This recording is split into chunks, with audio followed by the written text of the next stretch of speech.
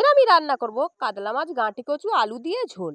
প্রথম থেকে শেষ অবধি পুরো ভিডিওটা অবশ্যই দেখবেন। এবার আমি মাছটা কেটে নেব। মাছটা কাটা হয়ে গেলে কেটে রাখা আলু আর কচু কড়াইয়ের মধ্যে জল দিয়ে সেদ্ধ করে নেব। আদা সর্ষে কাঁচা লঙ্কাটা বেটে আমি তুলে নেব। মশলাটা বাটা হয়ে গেলে সেদ্ধ করা আলু আর কচুটা আমি ঢেলে নেব ঝুড়ির মধ্যে। এখানে মাছগুলো আমি খুব ভালো করে ধুয়ে নিয়েছি, নুন হলুদ দিয়ে মাছগুলো মাখিয়ে নেব। কড়াটা উনুনে বসিয়ে তেল দিয়ে দেবো। তেলের মধ্যে দিয়ে দেবো 1/2 চামচ নুন। নুনটা দিলে কিন্তু কড়ার গায়ে মাছ একটুও লাগে না। এবারে আমি মাছগুলো একে একে ভেজে নেব। এখানে আমার মাছগুলো সব ভাজা হয়ে গেছে। দিয়ে দেবো পেঁয়াজ কুচি, টমেটো কুচি, কয়েকটা কাঁচা লঙ্কা চেরা দিয়ে খুব ভালো করে ভেজে নেব। হলুদ গুঁড়ো, স্বাদ মতো নুন, লঙ্কার গুঁড়ো দিয়ে খুব ভালো করে কষে নেব।